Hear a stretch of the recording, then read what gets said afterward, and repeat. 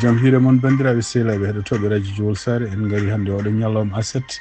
hawri ko goo lewru mars hitandu ujunnaji ɗiɗi nogas joyyi hawri kadi ko goo lewru koarka ɗum noon habruji mon e ɗemgal Pulaar titre uji men ɓurɗi mawnude ko toon to Washington puɗɗoɗen ɗum noon ko kanko Donald Trump juge goto fédéral yamiri wondemoɓe ceegno henne ko biyeteɓe kañumen goni contrôle gouvernement fédéral ko waɗata ko hono biyeteɗo dilenga ene wayno ko yo artire nokku muɗum yo artire place muɗum ɗum noon ene wayno ko affaire koko jogoɗo yaade ko toon to cour suprême toon to New York hono kanko ancien gouverneur mo New York hono biyeteɗo Andrew Cuomo o annoncé hande wi wonde kanko hoore makko mo yiɗi wonde candidat pour wonde maire mo New York habruji men international ma ƴeew kadi battande dukoji jaltunoɗo toon to maison blanche hanke hakkude kanko Donald Trump e kanko koɗo makko biyeteɗo Vladimir Zelensky jumi e relation ngaji international hakkude États-Unis e leyɗele Europe ma en dutto toon to Sénégal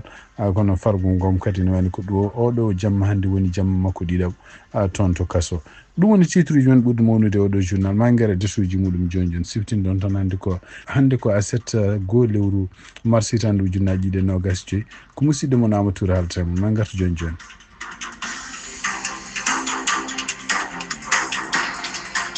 bandiraɓe sehlaɓe heɗotoɓe radio Jowol Sare jaam hiire moon haade moon nadde habruji ko habruji men partuɗe d' abord e korka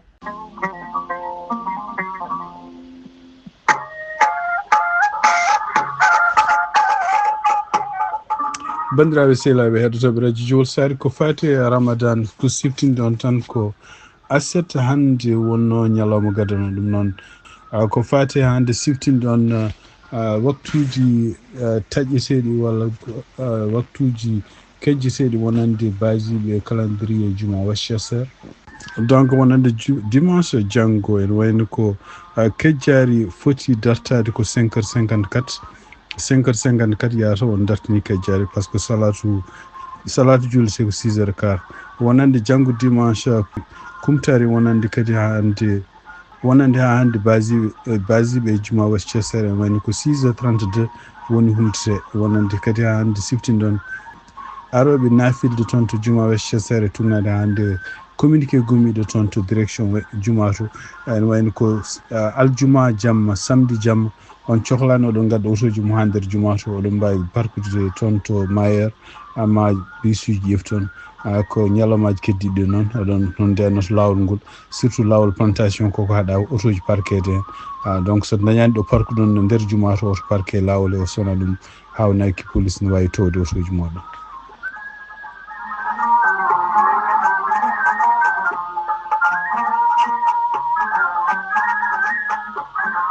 habruji men to États-Unis guiɗoɗen ko toon to Washington e tugnade kadi e koye CNN yaltino hono juge goto fédéral biyeteɗo Amy Berman Jackson ɗum noon ko neɗɗo mo juge mo ganduɗa wonno ɗum e poste muɗum ko kanko ancien président Barack Obama ene wayno waɗi ñawore makko hande wi wonde ko segde kanko Donald Trump segde oɗo neɗɗo biyeteɗo Hampton Dellinga segde ɗum ko hunde lundinde constitution e wiide makko kanko juge o wi wonde ko gonga ko président ne wawi segde neɗɗo kala biyeteɓe ɓeɗo renoɓe wiyeteɓe kañumen ndenata gouvernement fédéral oto wadde ko wona lawol hoto wurade président ne wawi segde ɗum so tawi oɗon one néglige ligguey mum walla ne waɗi gueɗe ɗe gonɗa hen jaadani e ligguey muɗum walla ne welsini kono noon ne wayno ko segde ɗum toon sibabude wattade ɗum ko hunde nde wona lawol tugnaɗa hande article haali ko kanko Hampton Dellinga koko bannoɗo réaction pour wiide wonde yimɓe liggotoɓe taw ko gouvernement fédéral sekaɓe taw ko yimɓe wonnoɓe probation sekede ɗumen kene wona 100.000 ujunere neɗɗo ɗum ko hunde nde wona lawol ko ɗum waɗi donc kanko Donald Trump o waɗi kayit signine o wi wonde ko oɗo seeki ɗum ko wawi wonde fof oɗo saaha joni kañum artirama e place muɗum e yamirere kanko juge Amy Berman Jackson ɗum noon en woni ko caggal muɗum ko donc ministre de la justice kamɓe koye ɓe mbi wonde maɓe kamɓe ne maɓe mbatta appel yahata ha to cour suprême siftinde on tan e tugnana hande ko CNN haali oɗo caddrage hino déjà to cour suprême yamirino hono kanko Dellinga yo heddo ligguey makko ruttini ɗum to less ɗum noon ne wayno kadi joni kanko juge gonɗo less ko juge district ko fédéral en wayno yamiri wonde ko Dellinga fotani sekede ligguey mum donc ma ka urtito toon to cour suprême hande habaruji gomiriɗi toon to CNN avion-ngaji tati ne wayno ko oɗo ñalawma samedi mbawi rewde saraji galle makko kanko Donald Trump toon to Mar-a-Lago ɗum noon avion gadano ko hedde 11h05 ɗiɗaɓo ko hedde midi 10 tataɓo ko hedde midi 50 ɗum noon ko ɗiɗo avion ngaji e tugnade ha hande service toppitiɗo ko fate weeyoɗo e États-Unis biyeteɗo NORAD ɓe mbi wonde ɗiɗo avion ngaji ne wayno ko violi kaɗoji ɗe jogui pour tarade pour rewde saraji galleji makko kanko Donald Trump ko wawi wonde fof ene wayno ɗiɗo avion ngaji oɗo saaha joni laamu Trump mbawi kadi hesɗitinde jamiroje mabɓe fate FAA ɗum noon ko gomu toppitiɗo ko fate avion ngaji e weeyoɗo États-Unis pour yo wattu haqqille e kala weeyoji gonɗi to surtout en to hawre nokkuji président hoɗi walla ko way noon hande habaruji États-Unis eko yalti e CNN kadi ko hunde postande e Facebook hono représentant ji ɗiɗi taw ko républicain hen goto ko jeeyaɗo toon to Texas biyeteɗo Keith Self e goɗɗo kadi ko kañum hoɗum ko représentant jeeyaɗo toon to Washington biyeteɗo Matt Marshall hollama kamɓe koye mabɓe caɗele ɗeɓe jogui toon to nokkuji mabɓe toɓe wosnoto ɗum noon ko caggal ndeɓe gonno e batuji e rendude yimɓe ɓe ganduɗa constituant ji mabɓe donc yiyama kamɓe koye mabɓe ɓe gulle surtout henne emi mbiya ko wonde ko yimɓe wotanoɓe ɓe mbiya alay saago hankkadi ɓe gosatono yimɓe woɗɓe pour lomtoɓe ɗum ɗo fof koɓe pellira henne sibabude département mo Donald Trump waɗi e laamu muɗum biyeteɗo Doge taw ko Elon Musk ardi ɗum e yimɓe ɗeɗo leyɗele ɗiɗi toon to Washington état Washington e toon to état Texas ko goytoto ko sibabude ceekugol ɓeɗo yimɓe ɓe continue ɓe ceeka yimɓe liggotonoɓe gouvernement fédéral taw ne jeeya hen vétéran ji ko wawi wonde foof kanko Matt Marshall en wani batu makko o dañani continue ɗum sibabude yimɓe continue gullam hono kanko noon biyeteɗo Keith Self wawi jabade won question ngaji won surtout en wiide wonde ko adda kanko Elon Musk ala ko halfina ala mo sekata en wayno ko kala ko waɗata ko hokkude recommandation hokkude miijo makko ko sikki holko foti wadde kono noon ceeggol ngol ko Donald Trump sekata ko wawi wonde fof ene wayno ɗum fof ko yeruji goɗɗi oɗo saaha joni wonande kamɓe député ji walla yimɓe supporteur uji Trump caɗele ɗeɓe jogui e leyɗele mabɓe surtout ene support mabɓe ɓe jogini Donald Trump walla kulgol ɓe jogui tade laamu Donald Trump gueɗe ɗe waɗata oɗo saaha joni habaruji men États-Unis cakkitoɗen ko toon to New York e tumnade kadi ko yalti hono kanko ancien gouverneur mo New York Andrew Cuomo o habri yimɓe wonde ene wayno kanko hoore makko felditi nadde e wonde candidat pour toon to New York wonde maire ɗum noon ene wayno ko sifti ɗon tan hono kanko Eric Adam oɗo saaha joni caɗele ɗe jogui ko caɗele surtout yenne nde laamu Donald Trump nde ɗaɓɓi e makko pour yende yo wallu ɗumen pour beele kamɓe toppitiɓe ko fati immigration beele ɓe mbawa liggudade police New York pour nanggude immigré ji toon to New York e nder ɗum ɗon noon kanko Eric Adam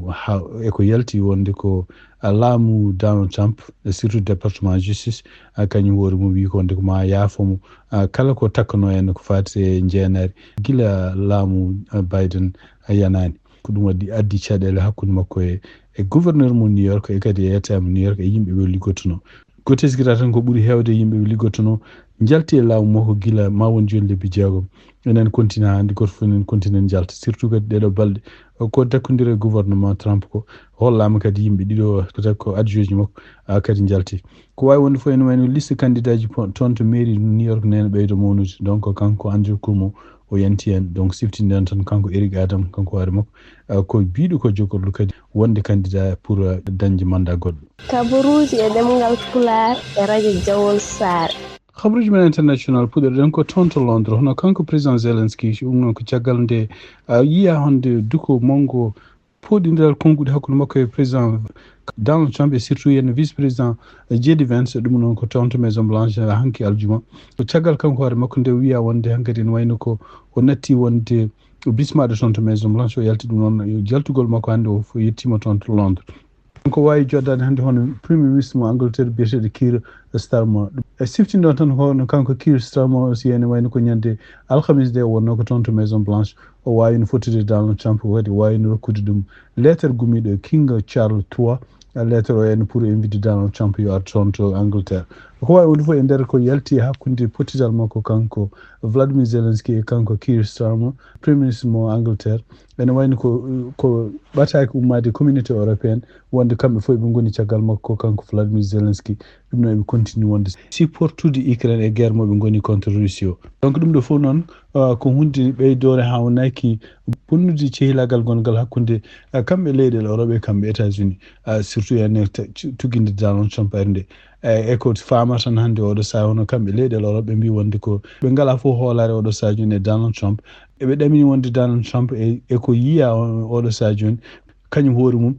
kala ko Putin wiɗi ko ɗum waɗata ko ɗum waɗi hen hono toon to États-Unis hono goto kadi e sénateur uji républicaine sénateur jeeyaɗo toon to Alaska biyeteɗo Lisa Murkowski posi ɗum kadi koye page makko X o wi wonde ko oɗo saa joni omo wonde fayre sibabude yiide Donald Trump laamu muɗum suɓade oɗo saa joni wuɗɗitade yimɓe ɓe ganduɗa sehilaɓe mabɓe toon to Europe e surtout kadi e gaɗɗe ɗe ganduɗa ɗe waɗata oɗo saa joni toon to Ukraine e kadi ne huuli wonde ko kanko Donald Trump o woni koye suɓade takkodirde Putin e contre yimɓeɓe allié ji États-Unis ɗum noon e wayno ko wiide wonde hande ne wayno ko Donald Trump e surtout e vice président muɗum kañum hoore mum gueɗe ɗe mbaɗata ɗe oɗo saa joni goni koye bonnude mbadiɗe États-Unis joguino e aduna he ɗum ɗo fof kadi ari ko caggal nde kanko Lisa Murkowski nde o yenni comportement ko gouvernement fédéral mo waɗi surtout nde jaɓɓi toon to Maison Blanche hono kanko président mo Ukraine Vladimir Zelensky o wi ɗum ɗo wona teddugal ɗum ɗo ko kañum hoore mum ko ɗum woni wasde jogade needi ko wawi wonde fof ene wayno ko kanko Donald Trump e kanko kamɓe républicain ji ɓen continue ha hande wiide wonde ko kanko Zelensky o yiiɗa jaam dañe toon to Ukraine kono noon ko e wiide mabɓe e surtout ene joguiɗo konngol walla conseiller ji makko kanko Donald Trump biyeteɗo Walz o wi wonde ko Zelensky nde ari toon de Maison Blanche e way kono neɗɗo mo ganduɗa en kamnoɗo gorko muɗum ene siftina ɗum gueɗe ɓooyɗe ɗe gorko mum haalno ni e wiide makko o liyede Zelensky huccitanno ko wooda joni e ko jogori wonde kañum hoore mum waɗa ko artirde gueɗe ɓennunoɗe ko ɓooyi surtout artirde gueɗe Russie wanno toon to Ukraine gili ko adi kanko Donald Trump mo laamu makko adan ha e oɗo dumon gonɗon kono e wayno ko ɗiɗo haalluji fof hono kanko président Zelensky o wi wonde ko wona gonga ko Donald Trump kañum hoore mum woni oɗo saa joni mo Putin hutorto kono noon kañum en yiiɗi leydi muɗum heɓa jaam en yiiɗi leydi muɗum natta toñede en yiiɗi leydi mum wona indépendante caggal nde dukkuji jiiya hakkude kanko Donald Trump e koɗo makko mo invitno hono Vladimir Zelensky toon to Maison Blanche ene woni ko kanko Emmanuel Macron o ñaaguimo o noddi président Donald Trump e kanko Zelensky o noddiɓe yoɓe ndeej e yoɓe kadi kollu kamɓe koye fof e heftinde wonde ko alay sago cehilagal wona ɗon alay sago jokkodiral wona ɗon e hulde makko kanko Emmanuel Macron no wirini ko sibabude ɗiɗo haareji walla ɗiɗo dukkuji garɗi hakkude mabɓe ma won sababu hono kamɓe États-Unis ɓe mbiya ɓe kadi ɓe natta wallude Ukraine e haare mum nde wonde e kamɓe États-Unis kadi ɓe mbiya wonde koɓe corto e jokkodirde walla nangude leyɗele Europe comme ko alliéji mabɓe ɗum ɗo fof ko gueɗe ɗe ganduɗa en hawnaki kamɓe leyɗele Europe eɓe joguino ngol ɗon kulol guila kanko Donald Trump arani kono noon kadi e caggal nde ko ari ko en sibabude kadi haalluji ɗi o haali surtout ko addata jaam toon to Ukraine wiide mabɓe taw ɗiɗon haalluji mbasi ko hono ko kala ko Putin yiɗi ɗum ɗo fof ene wayni ko ɓe hoolare mabɓe koko gasi kono ko wawi wonde fof ene wayni ko kanko Emmanuel Macron o ñaaguima ɗiɗo président ji ɗiɗi yo gartir jaam e haalluji men e kadi yo ndeeƴ e kadi yo kollu goto fof respect kadi wawde heftinde nafoore wonde hakkude cehilagal gongal hakkude leyɗele Europe e kamɓe États-Unis hande ko fati jillu makko kanko Vladimir Zelensky toon to Londres ene wayno o wawi signodirde e Angleterre ko nanodiral pour luɓede kene wona milliards uji ɗiɗi feccere livre ɗum ko kalis Angleterre ɓeydude doole ko fate défense muɗum aérienne ɗum ɗo fof noon ko gueɗe ɗe ganduɗa ene kamɓe leyɗele Europe eɓe continue wawde wallude yidde supportude hono kamɓe Ukraine e haare mabɓe nde goni contre Russie toon to Rome ha hande ene wayno ko kanko gardiɗo catholique en no biyeteɗo Pope Francis ene wayno ha hande ene wayno ko jiimaɗo